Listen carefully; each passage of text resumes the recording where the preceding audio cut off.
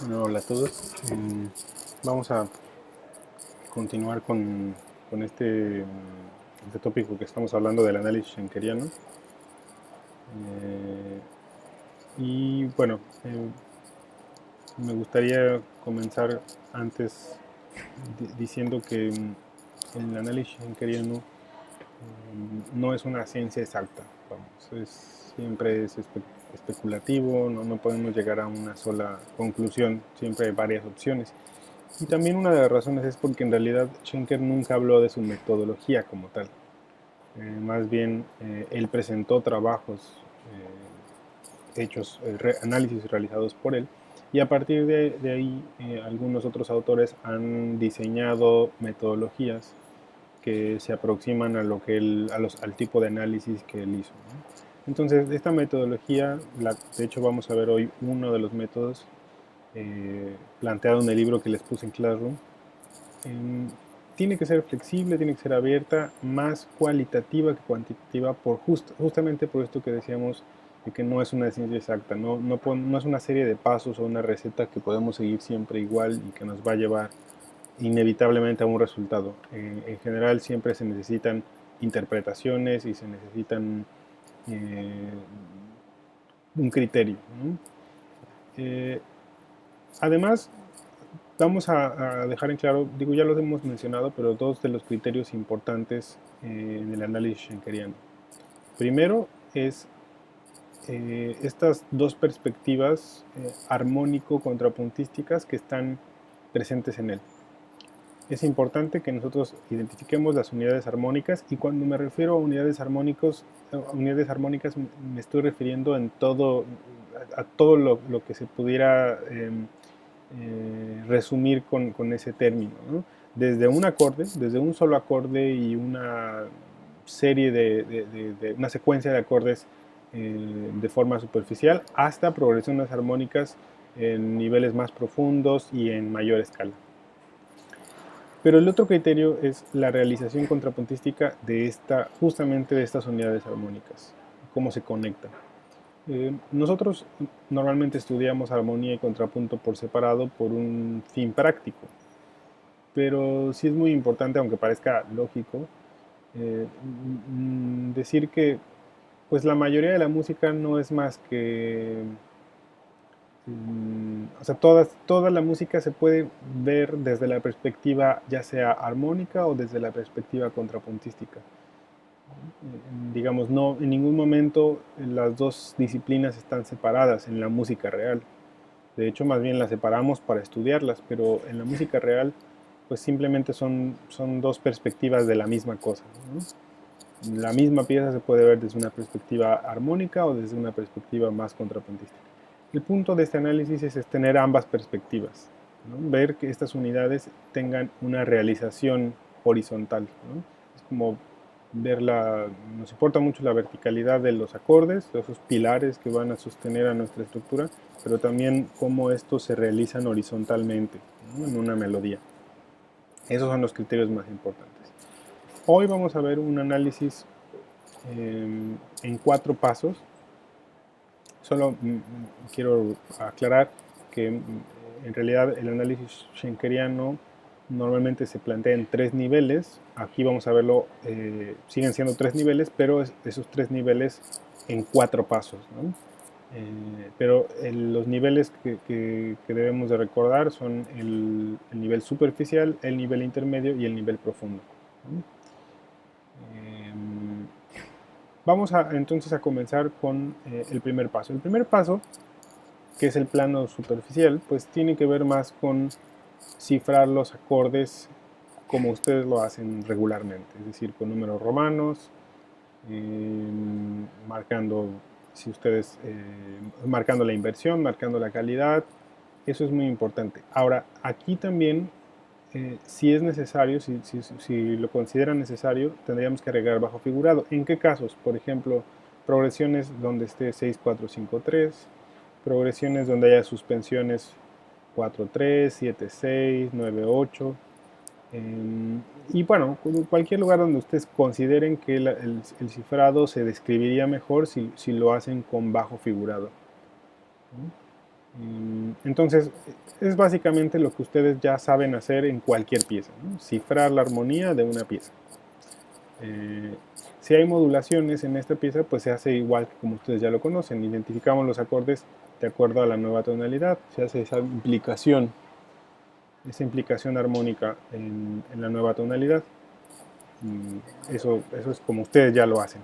Sin embargo, nada más hay que aclarar que en un nivel más profundo, ya sea intermedio o en el más profundo, las modulaciones siempre se van a ver como tonicalizaciones.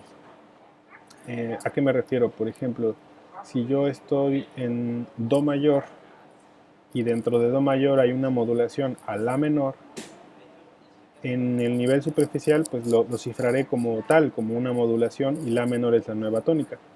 Pero cuando vayamos a niveles más profundos, lo único que ahora se dirá es que hay una tonicalización del sexto grado de Do. Al final de cuentas pareciera, es lo mismo, ¿no? Pero lo que estamos diciendo es que ese La menor, no está desconectado de la tónica inicial, que es Do mayor, ¿no? Entonces, es como para, en niveles más profundos hablamos de tonicalización para seguir dándole el peso a la tónica inicial, ¿no? El peso que tiene. Entonces, en este plano superficial, si se fijan, y en este paso 1, lo que queremos hacer es simplemente un cifrado, como ustedes ya lo hacen, ¿no? Y es lo mínimo o lo primero que necesitamos, lo mínimo que necesitamos. Y es en este plano superficial, pero realmente hasta aquí todavía no he empezado como tal el análisis schenkeriano. Simplemente lo que queremos saber es cuáles son los acordes que están y cuál es la armonía que está. El paso 2 es en donde en realidad ya comenzamos más o menos con los criterios que Schenker propone en sus análisis. Sigue siendo en el plano superficial.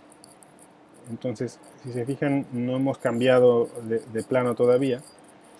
Pero lo que vamos a hacer en este paso 2 es la preparación de la partitura y también la identificación de ornamentaciones en este plano superficial. ¿Cómo se prepara la partitura? Bueno, pues vamos a identificar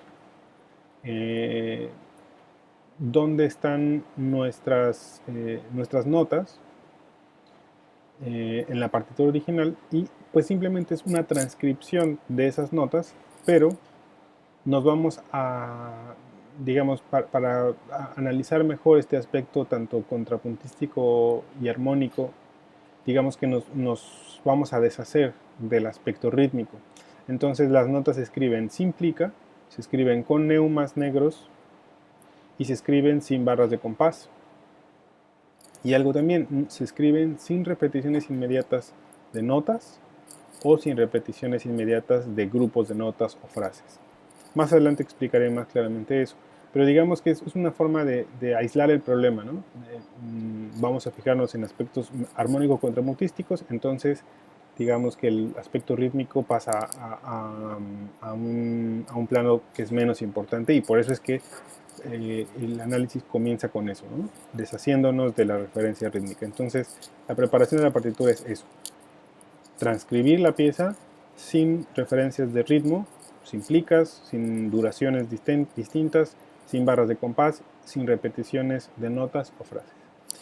Y bueno, la segunda parte de este paso 2 es el identificar las elaboraciones superficiales. Estas son las elaboraciones que mencionamos en las clases anteriores, es decir, arpegios, progresiones lineales, que aquí puede ser el número, recuerden que describe el intervalo de esa progresión. Notas vecinas, en estas notas vecinas recuerden que pueden estar en esta categoría las bordaduras, las notas de apoyatura, las notas de escape. Y cualquier otro ornamento que podamos identificar. Hablamos ya de las melodías compuestas y de cómo se pueden desdoblar estas melodías compuestas. También se encuentran suspensiones, notas de paso cromática, etc. Es decir, vamos a identificar dentro de esta partitura ya limpia, ¿no? Vamos a decirlo así, de esta partitura ya preparada, vamos a empezar a identificar estas ornamentaciones. Si se fijan, es muy parecido a lo que ustedes hacían en la clase de estructuración melódica.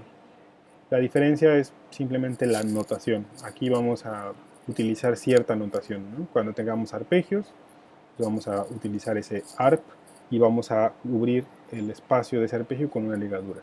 Las progresiones lo mismo, vamos a ocupar una ligadura para marcar de dónde a dónde va la progresión y le ponemos el intervalo de esta progresión.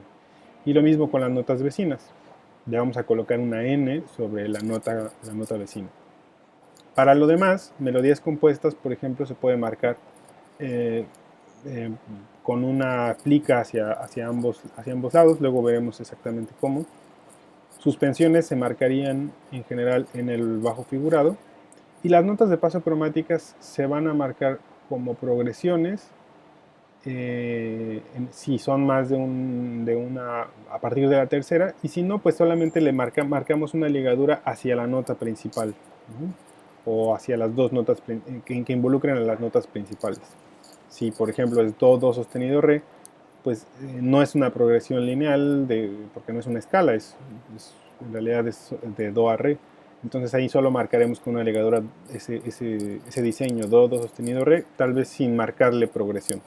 Aquí las ligaduras nos sirven para agrupar estas elaboraciones, y el texto, o sea, las abreviaturas de arpegio, de progresión, la N de nota vecina, nos sirven para identificar cada una de estas ornamentaciones, ¿no?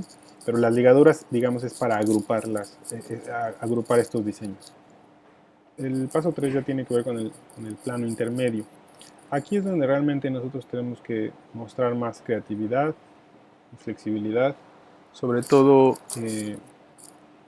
buscando nuevos patrones, sobre todo estos patrones lineales de notas que no están necesariamente juntas, ¿no? En el paso 2 buscamos ornamentaciones de notas, de grupos de notas que están juntas, pero aquí ya vamos a empezar a buscar patrones que unan notas que están más separadas entre sí. Y eso implicaría patrones lineales que están en una mayor escala en la estructura, ¿no? Y que están sustentados o relacionados también con las unidades armónicas, es decir, cuando cambia un acorde, a lo mejor esa nota puede ser más importante, ¿no? Y vamos a tratar de buscar estos diseños por grado conjunto también en este plano intermedio. Ahora, muy importante la decisión, cómo tomar una decisión sobre si una nota es o no es más importante para este plano intermedio. Pues bueno, podemos tomar en cuenta varias cosas. Su prominencia melódica, si consideramos que melódicamente son importantes. Su prominencia métrica, es decir, si está en tiempo fuerte, si dura más, etc. También si está sustentada si está relacionada con una unidad armónica, con un cambio de acorde, por ejemplo. Y otra también es que tenemos que empezar a orientar este análisis hacia la URSAT, a buscar ya cuáles serían las notas más importantes, ¿no? Y sabemos que las URSAT son movimientos por grado conjunto de forma descendente. En este plano intermedio pueden aparecer también todavía otro tipo de movimientos, claro, porque no es todavía la URSAT, pero vamos en miras de encontrar esa URSAT. Creo que para resumir esto vamos a ver un gráfico en el que están estos primeros tres pasos de este método. Los primeros tres pasos, ¿no? Aquí, si se fijan, tenemos hasta abajo la partitura cifrada. Eso sería equivalente al primer paso. Nosotros vamos a cifrar nuestra pieza. No hay modulaciones, es muy claro aquí, es muy simple la armonía, pero pues, bueno, así sería el primer paso. Tenemos la partitura original con el cifrado. El segundo paso, que es la preparación de la partitura, fíjense cómo es una transcripción de lo que está en la D, en el inciso D, en el inciso C. Pero si se fijan este diseño, la, fa, mi, re, pues después se repite igual. No hay repeticiones inmediatas, pero se repite una frase, un grupo. Entonces, pues en el análisis, a la hora de preparar la partitura, pues solo escribimos una versión. Justo cuando cambia, ese sí lo tenemos que escribir, ¿no? Si nos fijamos aquí en el compás 3, el diseño ya no es exactamente igual, entonces ese sí lo ponemos, porque ya no se repitió. Y lo mismo más adelante con este diseño la, sol, fa, mi, se repite después un par de veces, y hasta la última, que ya no es exactamente igual, ese sí lo escribimos. Entonces aquí el C implicaría el paso 2, que es la preparación de la partitura, y también la descripción de los ornamentos. Aquí pues solamente vemos ornamentos, si se fijan, de progresión, ¿no? Están marcadas las progresiones. Las otras ligaduras no marcan, no tienen ningún tipo de texto, porque este la fa, por ejemplo, no lo podemos ver como un arpegio completo. Sin embargo, se marca con la ligadura para decir que, bueno, hay una relación del la hacia el fa. El fa es el que es a lo mejor más importante, pero hay una conexión, por lo menos armónica, es un salto consonante. Lo mismo pasa, un salto cordal, lo mismo pasaría incluso en esta segunda progresión de tercera, aun cuando es un salto de séptima, pero es un acorde dominante con séptima, y aquí pues se considera como un salto cordal, aunque no sea consonante. Y lo mismo hacia el final, ¿no? Vean cómo marca con ligaduras estos dos saltos. No se puede marcar con una sola ligadura, porque no va en la misma dirección, no es un arpegio. ¿Sí? Si fuera en la misma dirección, tal vez podríamos marcar el diseño de arpegio, pero no está en la misma dirección.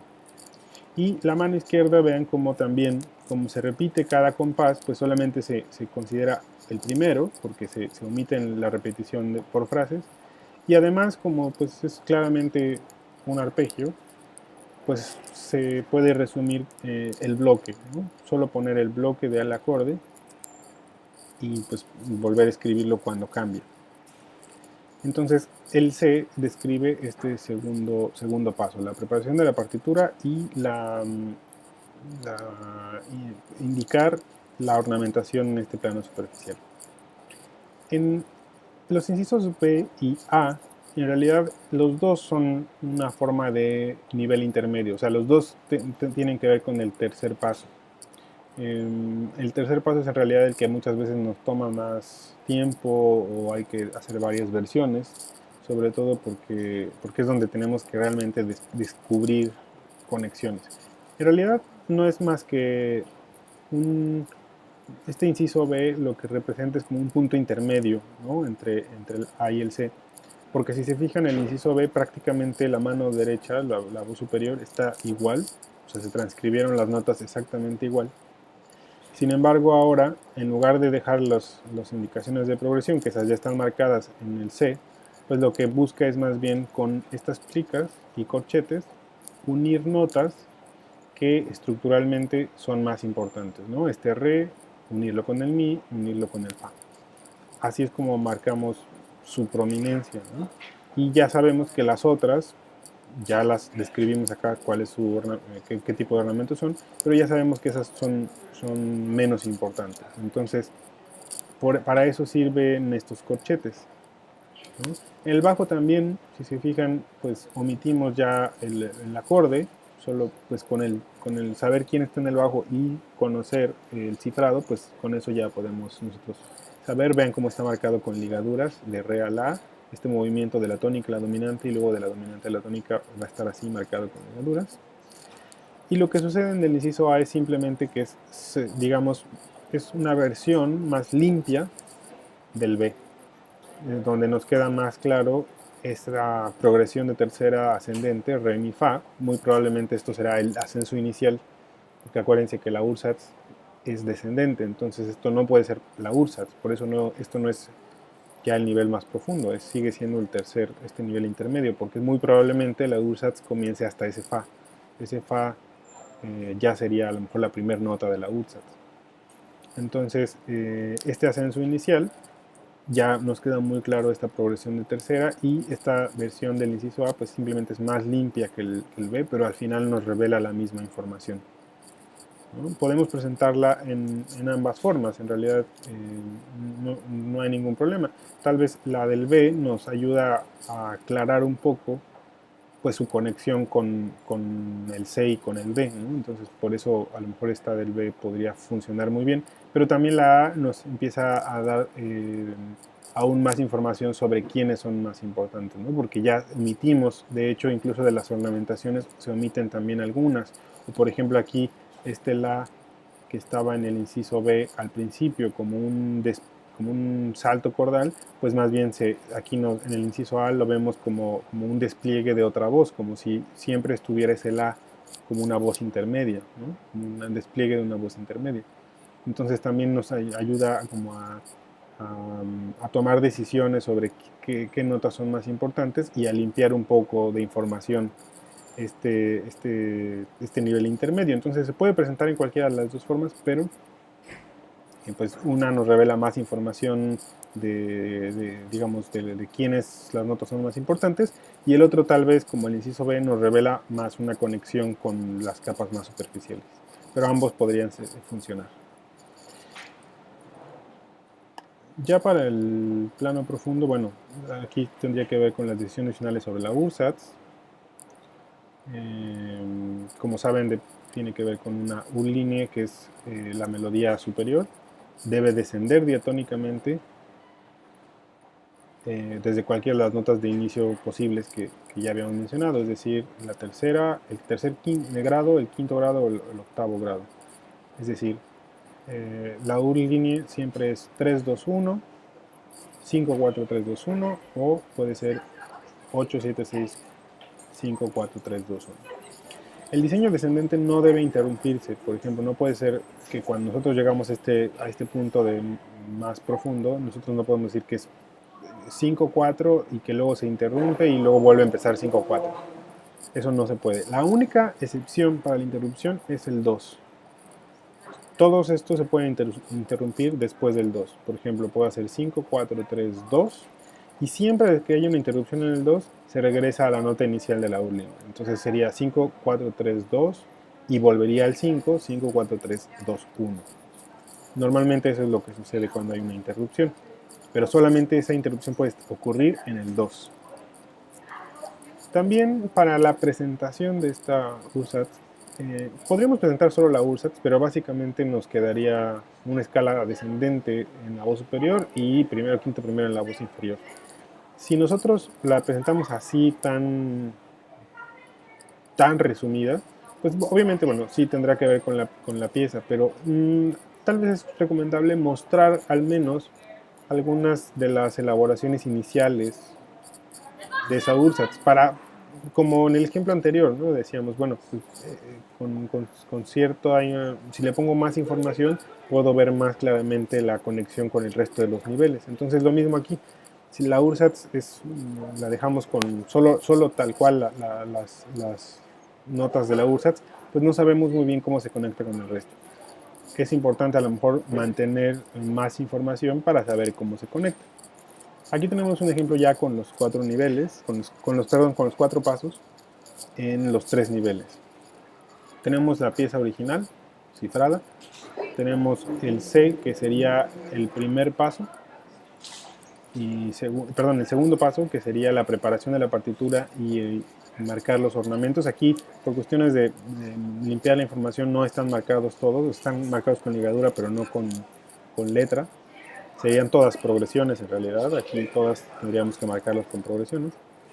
Luego hay un B que implicaría un punto intermedio, donde si se fijan, este gráfico en X no lo habíamos visto, pero es simplemente un intercambio de voz. Fíjense que el Fa que estaba abajo se pasa a la voz de arriba y el La que estaba arriba se pasa a la voz de abajo.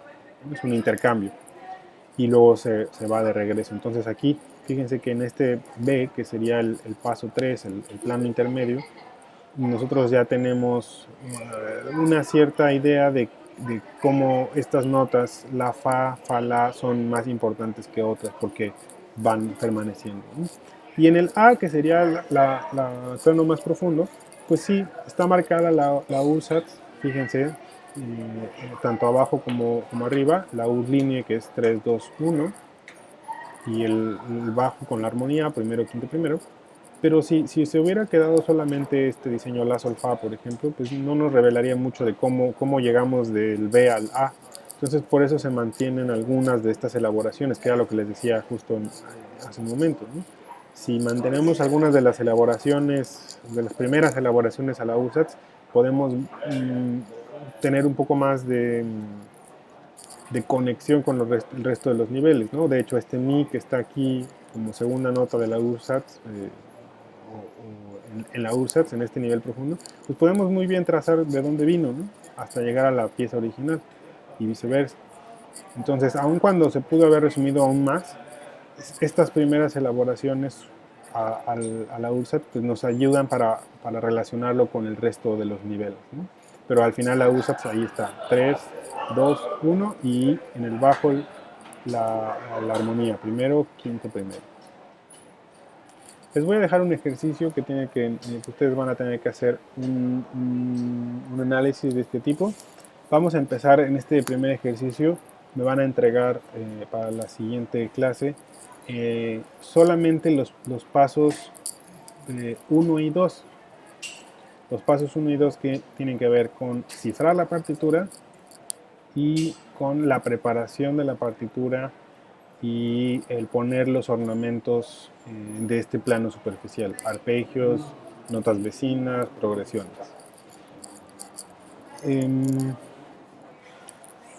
Si ustedes tienen habilidades en Sibelius, lo pueden hacer en Sibelius. Estos gráficos se podrían lograr en Sibelius ocultando cosas, se pueden lograr. Si ustedes no tienen tanta práctica en Sibelius, les recomiendo entonces que mejor los hagan a mano. Y vamos a hacerlos, aun cuando ahorita para esta primera tarea solamente es el paso 1 y 2, dejen espacio para los pasos 3 y 4. Es decir, vamos a siempre presentar nuestros análisis así como este ejemplo, ¿no? En 4 sistemas que están de forma simultánea. Entonces van a ser solamente los que están hasta abajo, pero dejen el espacio para los que van a estar arriba. Es importante que consideren que vamos a continuar este análisis, entonces solamente dejen el espacio.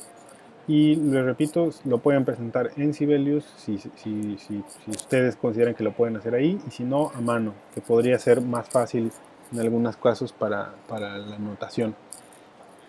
Observen cómo tanto en este ejemplo, último ejemplo, tenemos las ligaduras para marcar, las ligaduras normales para marcar estas elaboraciones o relaciones entre notas, como también las ligaduras punteadas para indicar la prolongación de una nota, ¿no? Si se considera que esa nota es la misma, está prolongada, se puede utilizar una nota de una ligadura punteada, ¿no? Lo mismo pasa en el otro ejemplo que ya vimos.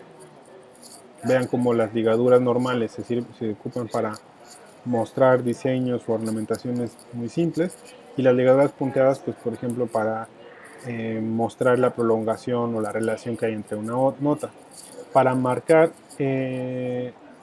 más bien ya la prominencia de alguna nota se utilizan plicas y se utilizan los corchetes, ¿no? Eso ya nos daría más bien es para marcar esa importancia, ¿no? Las ligaduras pues sirven más bien para marcar relaciones entre notas, no necesariamente importancia, no necesariamente una jerarquía.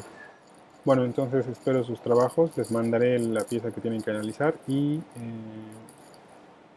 les estaré ya mandando más información posteriormente. Saludos.